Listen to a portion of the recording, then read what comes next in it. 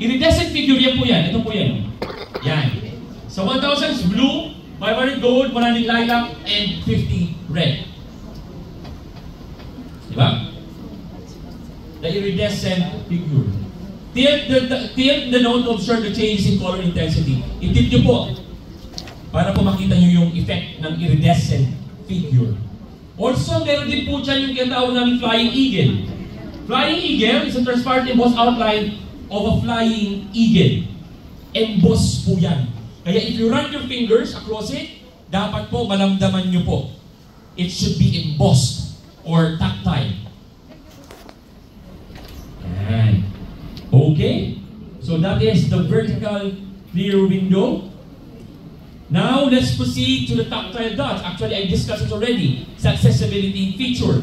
Ang tactile dots, you just feel the highly embossed dots on the long edge of the note. Nasaan po yan? Andito po yan sa ibabaw. Yan. And it varies. May maluwas na po. I-atras ko lang po si auto ko. Okay. Sige po. Let's proceed. Ito po yung mga mga tactile dots niya. Kung makapansin niyo po, yung tactile dot, we could compare that, alam niyo po yung dry seal? Diba? Yung sa notaryo, yung para siyang dry seal. Pero siya, dots lang siya. For the 50, dalawa, 100, tatlo, 500, apat, 1,000, 5. Paano kung nasa lahat nyo anim? Magdula kayo. Doubtful yan. Pwede counterfeit yan. Diba? So, shallow thread. Sa shallow thread naman, you can only see, or the shadow can only become visible if you look at it against transmitted light. Kailangan po maliwanag yung background nyo. Ito po ang makikita nyo dyan. This one. Yan. Meron po siyang numerical value at meron din po siyang BSP. So yung BSP niya should be horizontal, yung numerical value niya should be vertical, ang orientation.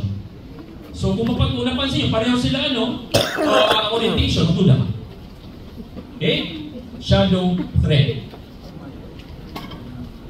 Enhanced value panel.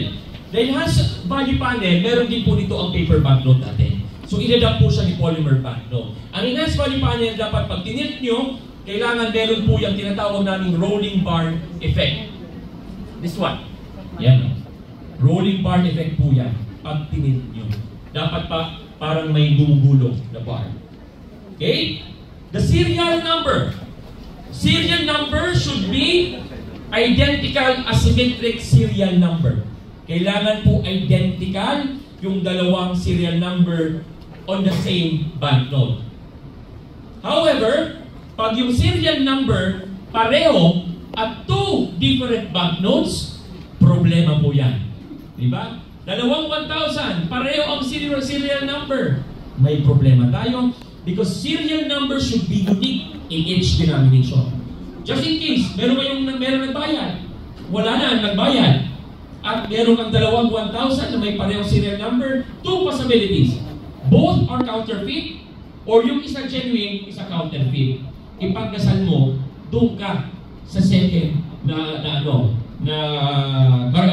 second na option. Isa counterfeit, isa genuine. Para yung abono mo, 1,000 lang, hindi 2,000. Okay? And syempre po, hindi po dyan mawawala yung mga embossed prints natin. So pag sinabi pong embossed prints, these are raised ink that is rough to the touch. Ang counterfeit ba, merong embossed prints? Meron ba sila? Wala po. Ang counterfeit, most of counterfeits na na-encounter ko, wala pong embossed prints because they don't undergo intaglio printing process, which produces the embossed effect. Usually, piniprint sila sa mga photo printers, pero they don't undergo the intaglio printing process. So, alin po dyan yung mga embossed? This one, the image of the animals. Lahat po yan embossed. The Republika ng Pilipinas, the signatures, and the valuing words. Yan. For lower denomination naman, yan. The denomination value, the image of the animal, the Republika ng Pilipinas, the signature, 100 piso.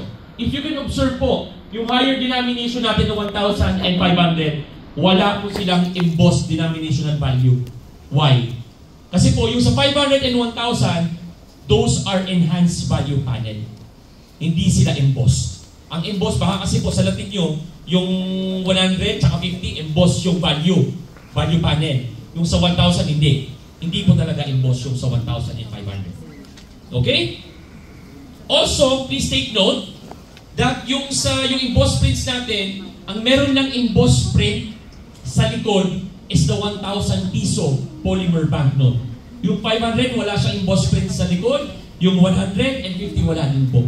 So, yung ano po ito, parang unique sa 1,000 natin. Okay? Yan po yung mga embossed print sa ating polymer, 1,000 piso polymer banknote. Okay, bilis-bilisan ko na. Yan. Okay? Second level. Ano nga po sinabing second level? These are security feature na kailangan mo ng ultraviolet light and also magnifying lenses. So ano po yung mga second level security feature? Una, yung microprint. Nasaan po dyan ang microprint? Nasa baba po ng Republika ng Pilipinas. Andyan po yan. Ha? Ano po nakalagay dyan? BSP and the denomination which is printed in repeated series. Yan po ang nakalagay dyan. Ito po, yan po yan. Ito po parang linya. Hindi niyo po yan makikita by using your bare eyes. Kailangan niyo po ng mga magnifying lenses.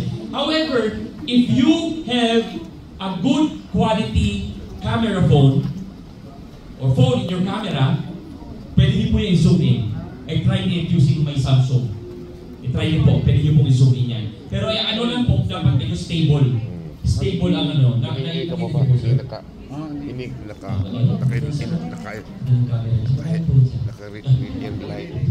Okay, moving forward. Meron pa po yan, hindi lang po yan, a second level natin. Meron tayong microtext, remember? Tanda niyo po ba yung dynamic waves? Meron po dyan microtext bearing the word Bangko Sentral ng Pilipinas and the denomination. Meron po yan. However, ito po, present lang po yan, yung microtext sa 1,000 and sa 500. Okay? Wala po yan sa 150. And also, meron tayong tinatawag na ultra UV fluorescent feature. Pag sinabing fluorescent feature, if you place your banknote under ultraviolet light, it will glow or fluoresce. Parang ano po siya, liliwanag po siya. Meron po tayo din dalawang klaseng fluorescent feature. Yung visible under normal lighting condition, nakikita mo na kahit in normal lighting condition, and invisible in normal lighting condition. So dalawang klase ang UV fluorescent feature natin. Yung visible under normal lighting condition, ito po, yung serial number. Yan. By the way, ito lang po baka maano kayo. Ito po ang serial number natin. Pag kliniko po ito, lumalaki. For purposes lang yan ng presentation. Baka isipin yung paglagay nyo sa UV light, lumaki din. Hindi po. Mag-glow lang po siya. Okay? Mag-glow lang siya. Again, what will glow is only the left serial number. Hindi po dapat mag-glow ang right serial number. Pag nag-glow yan pareho, siguro yung counterfeiter hindi nag-attend ng seminar. Not following instruction. So, left serial number lang po ang mag-glow. Also, diba na-mention ko, meron tayong tinatawag na hindi visible in normal lighting condition na UV fluorescent feature. Saan po yung matatagpuan? Dito po sa may pirma. Meron po dyan yung tinatawag namin chevron light image if you place it under ultraviolet light. And this security features present po yan in the entire polymer series. In the 1,000, 500, 150. Meron po sila lahat UV fluorescent feature. And at the back, look at the small Philippine fauna. Ito po yan, this one. Nag-glow din po yan under ultraviolet light. Ito po yung small ito po, small. Ito yung malaki. Ito yung small. It glows under ultraviolet light. In all denomination. Kung gusto niyo pong bumili ng ultraviolet light, kahit huwag na po yung malaki. Marami sa Lazada yung parang flashlight lang. I think it's around 200, 300 pesos. So kung bibili po kayo, dalawa na. Akin yung isa. Wala pa ako nun eh. Okay? So malinaw po ba yan? Ultraviolet, UV fluorescent feature of a polymer banknote. Yan. So sino po ang pwedeng mag-identify ng ating security feature? Bibigyan ko po ng isang polymer set. Pero lahat